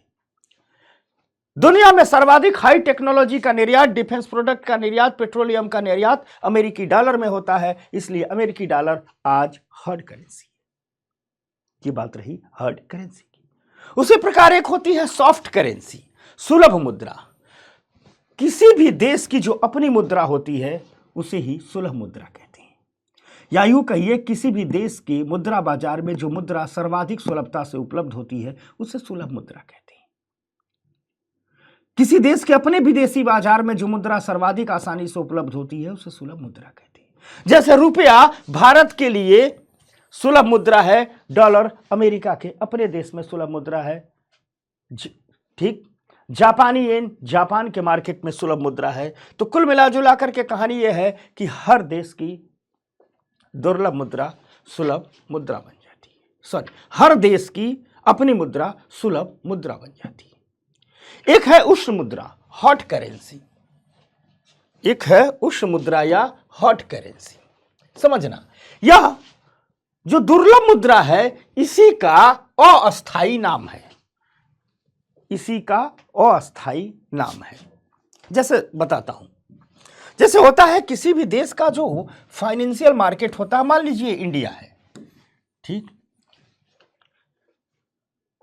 फाइनेंशियल मार्केट है, तो इस फाइनेंशियल मार्केट में, या मान लीजिए एग्जांपल हम रख लेते हैं शेयर मार्केट का, शेयर मार्केट का, ठीक। शेयर मार्केट में अगर हम अपने भारत की बात करें तो सर्वाधिक जो विदेशी इन्वेस्टर हैं, जो सर्वाधिक विदेशी इन्वेस्टर हैं, यह अमेरिका के हैं। अब मान लीजिए भारत में कोई इकोनॉमिक क्राइसिस आ जाए, भारत में कोई इकोनॉमिक क्राइसिस आ जाए, मान लीजिए इंडिया में, ईश्वर न करे ऐसा हो, भारत में कोई इकोनॉमिक क्राइसिस आ जाए, तो जो इकोनॉमिक क्राइसिस आती है, यह जो अमेरिकन इन्वेस्टर है जो शेयर मार्केट में पैसा लगाते हैं, या अपना शेयर बेच बेच करके भगने लगते हैं और कहते हैं कि चले हम अपने देश में पैसा लगाएंगे, यानी यूएसए में इन्वेस्ट करेंगे, ठीक। यानी जब क्या अमेरिकन इन्वेस्टर जा रहे हैं तो क्या लेकर के जा रहे हैं? डॉलर लेकर जा रहे हैं। अमेरिकन इन्वेस्टर क्या लेकर के जा रहे हैं? डॉलर लेकर के जा रहे हैं, ठीक। डॉलर क्या है? दुर्लभ मुद्रा हमेशा है। लेकिन है क्या कि जब अमेरिकन इन्वेस्टर निकल रहे हैं, जिस समय ये डॉलर तेजी से आपके देश से बाहर निकल रहा है, समझना, जिस समय यह अमेरिकन डॉलर आपके देश से तेजी से बाहर निकल रहा है, बाहर निकल रहा है, उस समय यह अमेरिकन डॉलर हॉट करेंसी हो जाएगा। उस समय यह क्या हो जाएगा? हॉट करेंसी हो जाएगा। यानी जिस समय दुर्लभ मुद्रा किसी देश से तेजी से बाहर निकलती है, तो जिस वक्त वो निकल रही होती है उस समय वो क्या हो जाती है? हॉट करेंसी हो जाती है। कोविड के समय इन्वेस्टर ने सोचा कि भारत तो बर्बाद हो जाएगा, इतनी बड़ी जनसंख्या वाला देश, इतनी बड़ी जनसंख्या वाला देश, घनी बस्तियों वाला देश, और इस देश के 90% ऐसे लोग जो खुद साफ सफाई नहीं करते हैं, साफ सफाई को सरकार के भरोसे छोड़े रहते हैं। जिस देश में प्राइमरी हेल्थ इंफ्रास्ट्रक्चर बहुत बढ़िया ना हो, उस देश में सोचा गया कि कोविड तो इसे खत्म कर देगा। तो जब कोविड की दूसरी लहर आई तो लोगों ने सोचा ये देश बर्बाद हो जाएगा। इन्वेस्टर डॉलर निकाल करके भगने लगे थे, पूरा आपका शेयर मार्केट क्रैश कर गया था। उस समय डॉलर क्या हो जाएगा? हॉट करेंसी हो जाएगा, दुर्लभ मुद्रा हो, सॉरी, उष्ण मुद्रा हो जाएगा। यानी जिस वक्त विदेशी मुद्रा बाहर निकल रही होती है, जिस वक्त बाहर निकल रही होती है, उस वक्त वो क्या कहलाती है? हॉट करेंसी कहलाती है, ठीक। उस वक्त क्या कहलाती है? हॉट करेंसी कहलाती है।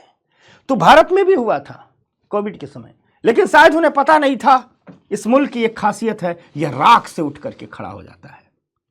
जो लोग अविश्वास करके हमसे कोविड के काल में पैसा निकल करके भग गए, आज वो हमारी तरफ देख करके चौंधी आ गए हैं, क्योंकि आज के डेट में पोस्ट कोविड इकोनॉमी के दौर में, कोरोना के बाद की अर्थव्यवस्थाओं के दौर में भारत ने सबसे तेज आर्थिक समृद्धि हासिल की है, सबसे तेज ग्रोथ रेट को हासिल किया है, और भारत ने दुनिया को दिखा दिया है कि देख लो, यूं ही नहीं कहा जाता है कि कुछ खास है कि हस्ती मिटती नहीं हमारी।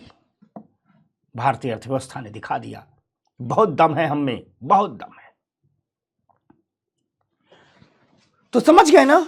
यानी जब किसी भी देश से किसी इकोनॉमिक क्राइसिस के समय विदेशी मुद्रा, जो दुर्लभ मुद्रा है, वो तेजी से बाहर निकलने लगती है, तो जिस वक्त दुर्लभ मुद्रा बाहर निकलती है उसी वक्त उसे हॉट करेंसी कहा जाता है। इसलिए कहा जाता है कि इस दुर्लभ मुद्रा का ही अस्थायी नाम है।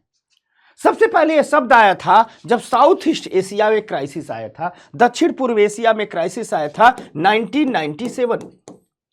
और हुआ क्या, साउथ ईस्ट एशिया से अमेरिकन इन्वेस्टर अपनी मुद्रा तेजी से निकालने लगे थे, जैसे भारत से निकाले थे।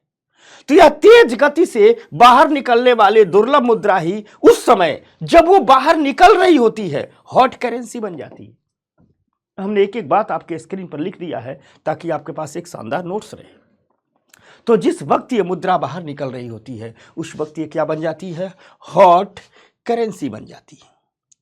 ठीक इसी प्रकार है गर्म मुद्रा, ठीक, हीटेड करेंसी। इसे कहते हैं करेंसी अंडर हीट या करेंसी अंडर हैमरिंग। मान लीजिए ये कोई देश है, ये कोई देश है और इससे हार्ड करेंसी बाहर निकल रही है, दुर्लभ मुद्रा तेजी से बाहर निकल रही है। तो जिस समय दुर्लभ मुद्रा तेजी से बाहर निकल रही होगी उस समय आपके अपने देश की मुद्रा पर दबाव आ जाएगा, आपकी मुद्रा प्रेशर में आ जाएगी। आपके देश में जितने इन्वेस्टर हैं सब तो रुपया लेकर के बैठे हैं, सब आरबीआई के पास जाएंगे, कहेंगे भाई अपना रुपया लो, हमको डॉलर दो, अपना रुपया लो डॉलर दो, अपना रुपया लो डॉलर दो। यानी सब डॉलर मांग रहे हैं, रुपया लौटा रहे हैं, रुपये को कोई पूछ ही नहीं रहा है। यानी रुपये की डिमांड एकदम कम हो गई है। अर्थात जब जब ये हार्ड करेंसी बाहर निकलती है आपके देश की मुद्रा पर दबाव आ जाता है, आपके देश के मुद्रा के मूल्य में गिरावट आ जाती है, मुद्रे की वैल्यू गिरने लगती है। और उस वक्त आपकी घरेलू मुद्रा को हीटेड करेंसी कहते हैं या करेंसी अंडर हीट कहते हैं, करेंसी अंडर हैमरिंग कहते हैं। समझ में आ गई बात? यानी मान लीजिए भारत में कोई इकोनॉमिक क्राइसिस आ जाए तो जो इन्वेस्टर हैं सारे इन्वेस्टर अमेरिकन डॉलर लेकर के भागने लगेंगे। तो ऐसे नहीं भागते हैं, वो भारत में है तो भारत में तो उन्होंने अपने डॉलर को रुपये में कन्वर्ट करा लिया है, तो रुपया लेकर के आरबीआई के पास जाते हैं, कहते हैं अपना रुपया लो, हमें डॉलर दो, रुपया लो डॉलर दो। सब डॉलर मांग रहे हैं, रुपया ले रहे हैं, पटक रहे हैं। तो यानी रुपये को कोई पूछ नहीं रहा है, रुपये की वैल्यू कम हो गई, डिमांड कम हो गई, तो रुपया क्या हो जाएगा, उसके मूल्य में गिरावट आ जाएगी, वो हीटेड करेंसी कहलाने लगेगा, गर्म मुद्रा कहलाने लगेगा, करेंसी अंडर हीट कहलाने लगेगा, करेंसी अंडर हैमरिंग कहलाने लगेगा। समझ में आ रही है बात? तो होती है करेंसी अंडर हैमरिंग।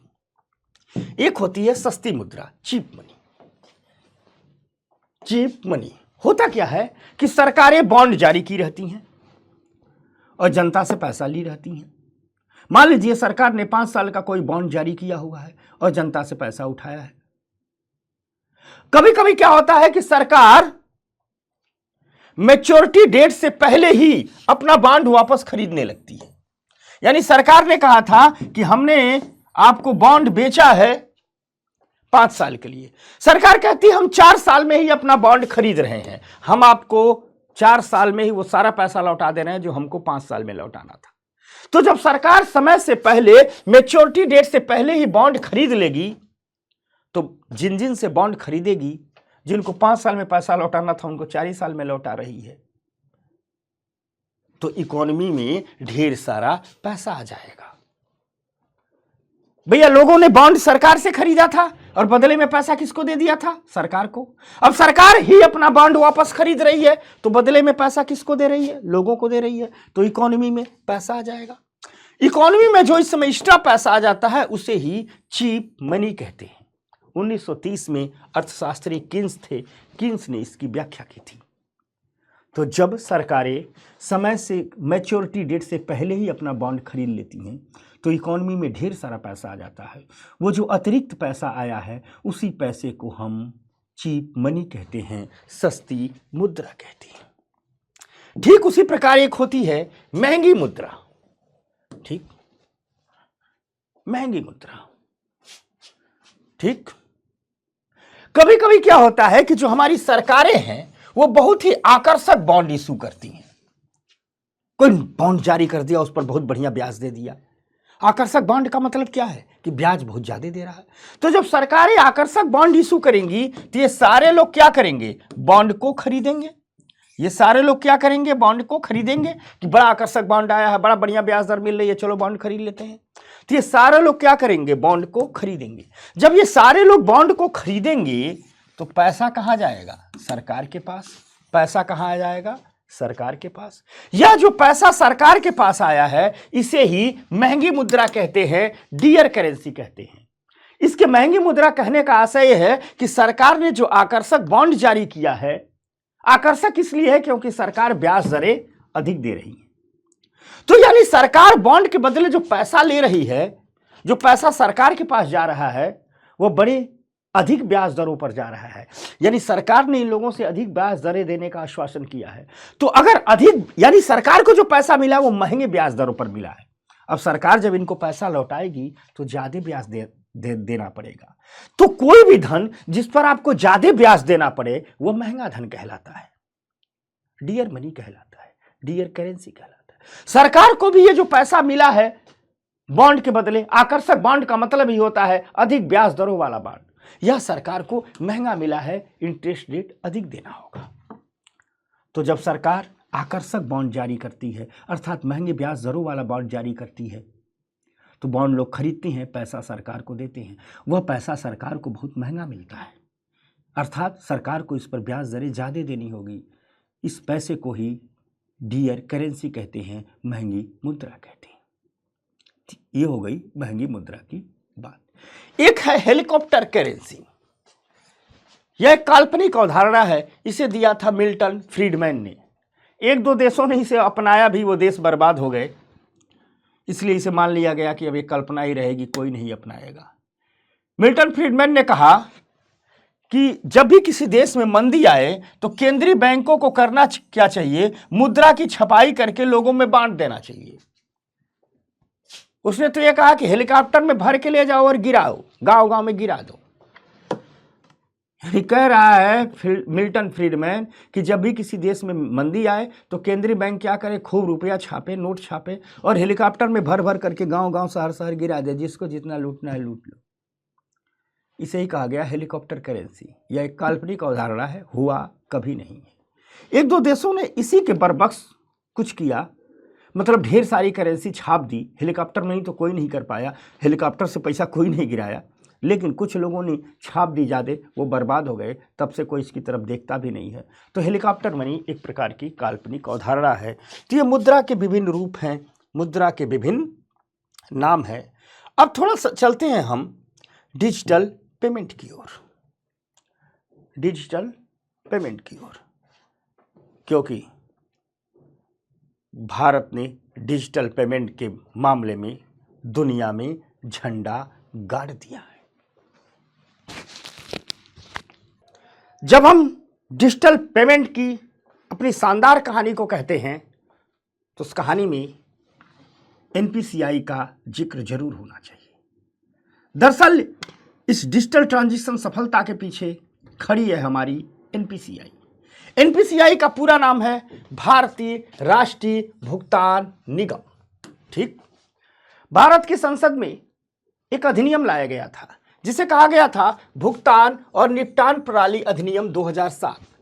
यह 2007 अधिनियम जो भारत में भुगतान और निपटान प्रणाली से संबंधित था, इसको पारित होने के बाद आरबीआई और भारतीय बैंक संघ को यह जिम्मेदारी दी गई कि आप डिजिटल ट्रांजैक्शन को आगे बढ़ाने के लिए एक कंपनी का गठन करें। और आरबीआई और भारतीय संघ ने एक कंपनी बनाई जिसका नाम रखा एनपीसीआई। 2009 से एक कंपनी फंक्शन में आ गई। यह कंपनी एक 2013 के सेक्शन 8 के तहत एक नॉन प्रॉफिट कंपनी के रूप में रजिस्टर्ड है। तो इसका काम क्या है? काम बड़ा शानदार है।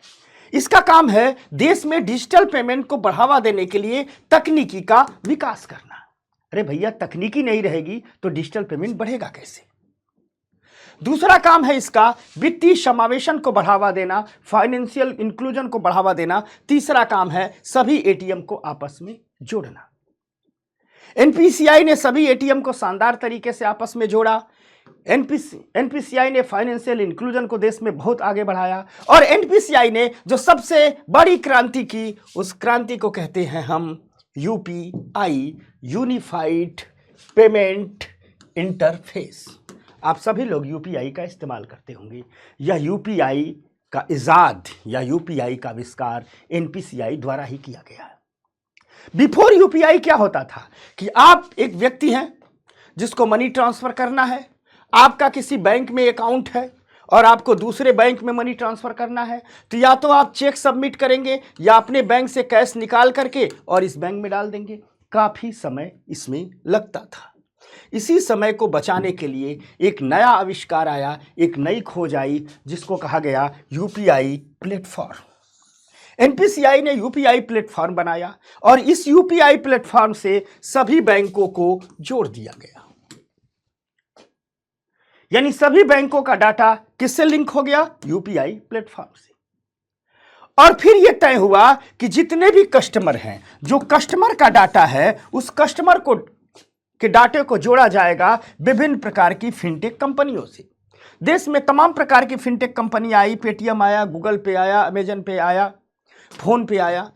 अब ये फिनटेक कंपनियां क्या करती हैं? कस्टमर से डाटा उठाती हैं, डाटा यूपीआई को देती हैं। यूपीआई के प्लेटफॉर्म पर सभी बैंक लिंक हैं। 1 सेकेंड में ही एक बैंक से दूसरे बैंक में पैसा ट्रांसफर हो जाता है। यही है यूपीआई। यानी दूसरे शब्दों में अगर हम यूपीआई की बात करें तो हम कह सकते हैं कि यूपीआई एक स्मार्टफोन एप्लीकेशन है जो एक बैंक अकाउंट से दूसरे बैंक अकाउंट में पैसे ट्रांसफर करता है। आपका एसबीआई में खाता है तो आपके मोबाइल में आपके सारे आंकड़े हैं। किसी व्यक्ति का एचडीएफसी में खाता है, ठीक, तो उसके मोबाइल में उसके आंकड़े हैं। यूपीआई इन्हीं दोनों को जोड़ देता है। आपके मोबाइल से आंकड़े इनके मोबाइल में ट्रांसफर करता है और बैंकों द्वारा ट्रांजैक्शन संपन्न किया जाता है। 1 सेकेंड में पैसे ट्रांसफर हो जाते हैं। यही यूपीआई की सबसे शानदार कहानी है। अब मान लीजिए स्मार्टफोन द्वारा तो ये बात होती है, जिनके पास स्मार्टफोन ना हो उनके लिए यूपीआई के तहत माइक्रो एटीएम जगह जगह लगाए गए हैं। माइक्रो एटीएम है, आप जाएंगे, अपना आधार नंबर डालेंगे, इस माइक्रो एटीएम में आधार नंबर डाल दिए। जो आप आधार नंबर डालेंगे तो वेरिफिकेशन के लिए आपका फिंगर स्कैन होगा इसी माइक्रो एटीएम में। यहाँ पर अंगूठा लगा देंगे और मनी जिस खाते में आप ट्रांसफ़र करना चाहते हैं उस खाते में ट्रांसफ़र हो जाएगी। तो स्मार्टफोन वालों के लिए यूपीआई है और विदाउट स्मार्टफोन वालों के लिए माइक्रो एटीएम लाया गया। यही है यूपीआई की कहानी। इसके लाभ क्या हैं? लाभ यह है कि आज दुनिया भर के फिनटेक स्टार्टअप, चाहे अमेजन हो गया, चाहे भीम हो गया, चाहे पेटीएम हो गया, चाहे गूगल पे हो गया, चाहे फोन पे हो गया, आज यूपीआई से जुड़े हुए हैं और दुनिया में सर्वाधिक मात्रा में डिजिटल ट्रांजैक्शन आज भारत में ही हो रहा है। अब थोड़ी सी बात जरूरी हो जाती है यूपीआई की ग्रोथ स्टोरी पर बात। बिना गैर यूपीआई की ग्रोथ स्टोरी को समझे हम यूपीआई के महत्व को समझेंगे नहीं और परीक्षा में हम लिख नहीं पाएंगे। यूपीआई से सवाल आने वाले हैं, चाहे प्री हो चाहे मेंस हो। मार्च 2009 का साल था। आरबीआई ने एक रिपोर्ट प्रकाशित की थी। समझना, बस 2009 की ही बात है। इस रिपोर्ट के आंकड़े देखोगे तो लगेगा किस दुनिया की बात हो रही है। और आरबीआई ने जो रिपोर्ट प्रकाशित की, आरबीआई ने कहा कि औसतन हर भारतीय नागरिक ने वर्ष में केवल 6 डिजिटल ट्रांजैक्शन किए। यानी एक इंडियन नागरिक का एवरेज निकाला जाए तो उसने सिर्फ 6 बार ही डिजिटल ट्रांजैक्शन किया है। कितनी छोटे आंकड़े। हम सुबह से शाम आज तक आजकल 10-15 बार कर देते हैं। यानी एक आदमी ने एक साल में एवरेज उसमें 6 बार ही किया था। आरबीआई ने कहा कि एक आदमी पर एवरेज निकाला जाए तो 6 बार किया है, जबकि देश में 10 मिलियन खुदरा दुकानदार ऐसे हैं जो चाहते हैं, कहते हैं कि हमें कैशलेस पेमेंट की सिस्टम दीजिए, हम कैशलेस पेमेंट को तैयार हैं। यानी कुल मिला जुला करके यह देश, आरबीआई ने कहा कि एक बहुत भीषण डिजिटल ट्रांजैक्शन गैप पर खड़ा है। एक डिजिटल ट्रांजैक्शन गैप है। देश चाहता है लेकिन हम उसे तकनीकी नहीं दे पा रहे हैं। विश्वसनीय, आसान, सस्ता ट्रांजैक्शन सिस्टम नहीं दे पा रहे हैं। आरबीआई ने कहा कि इस डिजिटल ट्रांजैक्शन गैप को फुलफिल करना आज एक राष्ट्र की आवश्यकता है, हमारी अर्थव्यवस्था की आवश्यकता है। और आरबीआई ने एक विजन डॉक्यूमेंट जारी किया जिसमें आरबीआई ने कहा कि safe, efficient, accessible, inclusive, interoperable authorized payment system India में डेवलप किया जाएगा आरबीआई ने कहा हम वादा करते हैं भारत के नागरिक से कि हम एक ऐसा सिस्टम लेकर के आएंगे जिस पर भरोसा किया जाएगा, जो प्रभावी होगा, जो सब तक पहुंचेगा, सस्ता होगा। हम ऐसा एक ट्रांजिशन सिस्टम लेकर के आएंगे। एनपीसीआई ने मेहनत करनी शुरू की, आरबीआई और भारतीय बैंक संघ ने मदद की, पैसा लगाया। 2016 में क्रांति आई, यूपीआई आया, यूनिफाइड पेमेंट इंटरफेस आया। अब थोड़ा इस यूपीआई की अचीवमेंट को तो देख लेते हैं। यूपीआई आने के बाद इंडिया वर्ल्ड का largest real time payment market बनकर के उभरा है। दुनिया का सबसे बड़ा रियल टाइम पेमेंट करने वाला देश आज भारत है। Asia world wide and global data के अनुसार 2020 में इंडिया ने 25.3 बिलियन यूपीआई बेस्ड ट्रांजिशन किया, जो यूएस और चाइना से काफी आगे है। यानी अमेरिका और चाइना से काफी आगे है। गर्व होता है जब हम सुनते हैं कि किसी मामले में तो हम अमेरिका और चाइना से आगे हैं। तो यूपीआई ने हर भारतीय नागरिक को गर्व का अवसर दिया कि देखो, आज डिजिटल ट्रांजैक्शन के मामले में हम अमेरिका और चाइना तक को पीछे छोड़ दिए हैं। इकोनॉमिक इंटेलिजेंस यूनिट रिपोर्ट 2021 कहती है कि यूपीआई ने इंडिया को ग्लोबल लीडर की तरह खड़ा कर दिया है, जो चाइना और साउथ कोरिया से काफी आगे निकल चुका है। इतना आगे निकल चुका है कि ये लोग मुकाबला ही नहीं कर सकते। और इसका ग्लोबल इफेक्ट भी दिखने लगा है। ग्लोबल इफेक्ट यह है कि एनपीसीआई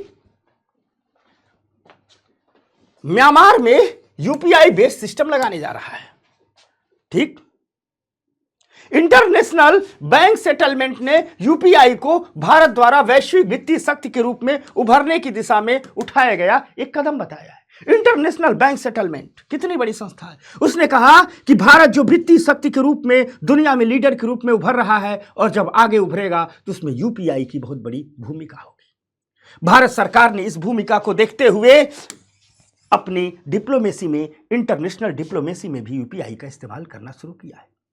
भारत की यूपीआई को माना जा रहा है कि यह स्विफ्ट को चुनौती देगा।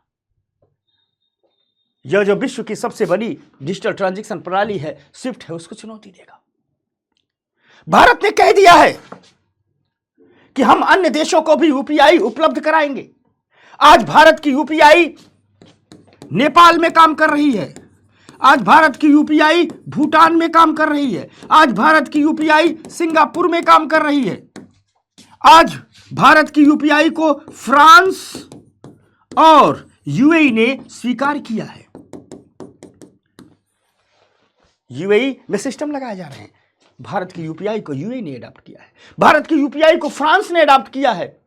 भारत की यूपीआई शानदार तरीके से अपने इन पड़ोसियों के देशों में काम कर रही है। म्यांमार में तंत्र लग रहा है। यूएई ने अभी स्वीकार किया है, फ्रांस ने अभी स्वीकार किया है। पूरा सिस्टम लग चुका है, ट्रांजैक्शन शुरू हो चुके हैं। नेपाल, भूटान, सिंगापुर तो पहले से ही कर रहे हैं। यानी यूपीआई ने आज भारत को एक ग्लोबल लीडर के रूप में खड़ा किया है डिजिटल ट्रांजैक्शन के मामले में। और यही कारवां आगे बढ़ता रहा तो एक दिन भारत पूरी इकोनॉमिक पावर के रूप में भी ग्लोबल लीडर के रूप में खड़ा होगा दुनिया के सामने। तो ये कहानी रही डिजिटल ट्रांजैक्शन की। अब आखिरी कहानी ये कहते हैं, हम जब शुरू में ही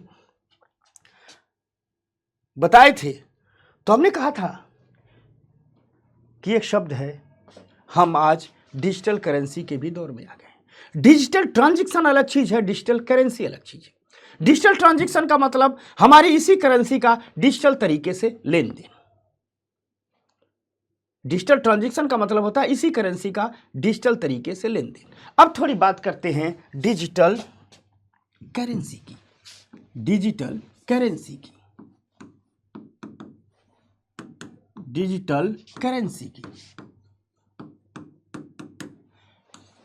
अभी हमारी आरबीआई ने भारत की पहली डिजिटल करेंसी को जारी किया पिछले वर्ष, जिसे नाम दिया CBDC, central bank digital currency. Central bank digital currency, central bank digital currency.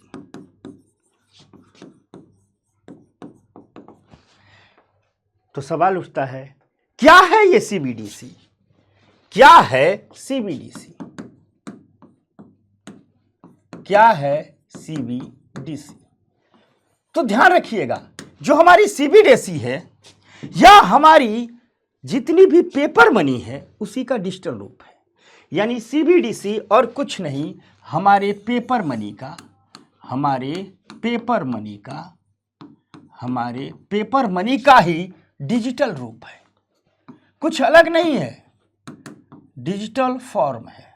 अर्थात हमारे पास जितने भी प्रकार की पेपर मनी है, कागज की नोट कितने प्रकार की है? 500 रुपए की है, 200 रुपए की नोट है, फिर 100 की नोट है, 50 की नोट है, 20 की नोट है और 10 रुपए की नोट है। इतने प्रकार की नोट है ना।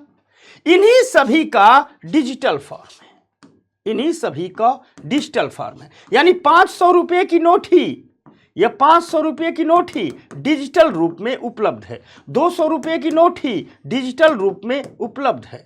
अर्थात जितने प्रकार की पेपर करेंसी है उतने ही प्रकार की, जैसे 300 रुपए का नोट नहीं है तो 300 रुपए की डिजिटल करेंसी भी नहीं है। यानी जितने प्रकार की हमारी पेपर मनी है उतने ही प्रकार की हमारी डिजिटल करेंसी। अर्थात जितनी भी पेपर मनी है उन्हीं सभी पेपर मनी का डिजिटल फॉर्म ही सीबीडीसी है, सेंट्रल बैंक डिजिटल करेंसी है। अतः कानूनी रूप से हम कहेंगे तो जो हमारी सीबीडीसी है, सेंट्रल बैंक डिजिटल करेंसी है, यह एक प्रकार की क्या हो गई? यह भी एक प्रकार की फिएट मनी हो गई, क्योंकि और कुछ नहीं है। जो 500 की नोट घूम रही है उसी का डिजिटल रूप है। आप बैंक जाएंगे, आपको 500 की नोट कैश में, कागज में चाहिए कि डिजिटल रूप से चाहिए, दे दिया जाएगा। यानी हमारी सेंट्रल बैंक डिजिटल करेंसी भी एक प्रकार की फिएट मनी है, एक प्रकार का लीगल टेंडर है, एक प्रकार का लीगल टेंडर है। तो याद रखिएगा, आज हमारे पास फिएट मनी के रूप में सिर्फ पेपर मनी ही नहीं है, आज हमारे पास फिएट मनी के रूप में सेंट्रल बैंक डिजिटल करेंसी भी है, आज हमारे पास लीगल टेंडर के रूप में सेंट्रल बैंक डिजिटल करेंसी भी है। जितने प्रकार के कागज की नोट हैं उतने ही प्रकार की ये डिजिटल नोट है। यह अगर देखा जाए तो ये सीबीडीसी 2 प्रकार की है, सीबीडीसी 2 प्रकार की है, 2 टाइप की है। एक को कहते हैं सीबीडीसी थोक, या इसी सीबीडीसी को का एक नाम ई रुपया भी है। इसी सीबीडीसी का पेपर पर ओरिजिनल नाम क्या है? CBDC, central bank digital currency. लोकप्रिय नाम क्या है? ई रुपया। तो ये सीबीडीसी या ई रुपया 2 प्रकार का है। एक है थोक ई रुपया यानी होलसेल ई रुपीज, और दूसरा है खुदरा ई रुपया, खुदरा ई रुपया यानी रिटेलर ई रुपीज। ठीक, तो इसे होलसेल ई रुपीज है, ठीक, होलसेल ई रुपीज है, और एक है रिटेलर ई रुपीज, खुदरा ई रुपीज।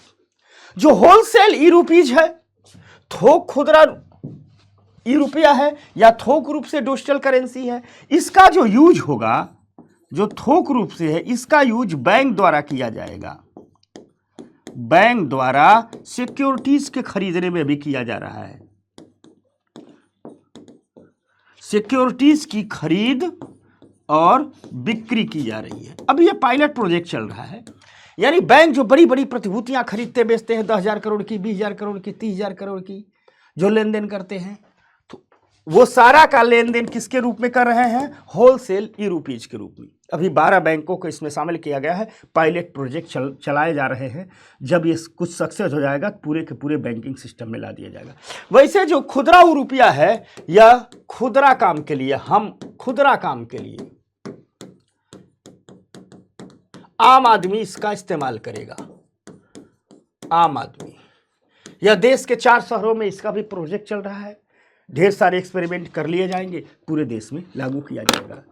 यानी कुल मिला जुला करके जो कहानी हम वस्तु विनिमय प्रणाली से शुरू किए थे, जो बात हम वस्तु विनिमय प्रणाली से शुरू किए थे, और हमने कहा था वस्तु विनिमय प्रणाली पढ़ाते वक्त आपको कि हम बेसिक से शुरू करके एडवांस तक ले जाएंगे। हमने आपको बताया था, मुद्रा का विकास जब किया था, बताया था कि वस्तु विनिमय प्रणाली सबसे पहले आई, पढ़े मुद्रा आई, उसके बाद धातु मुद्रा आई, फिर कागज की मुद्रा आई, फिर बैंक मुद्रा आई, फिर डिजिटल मुद्रा आई, और बीच बीच में इन सभी मुद्राओं को एक जगह से दूसरे जगह पहुंचाने के जो माध्यम आए, जैसे बैंक मनी माध्यम है, और सबसे जानदार चीज आया डिजिटल ट्रांजैक्शन को समझा, हमने मुद्रा के रूप को समझा, और इस प्रकार हमने अपना ये चैप्टर जो मुद्रा है इसको पूर्ण रूप से खत्म किया, बेहतर तरीके से खत्म किया।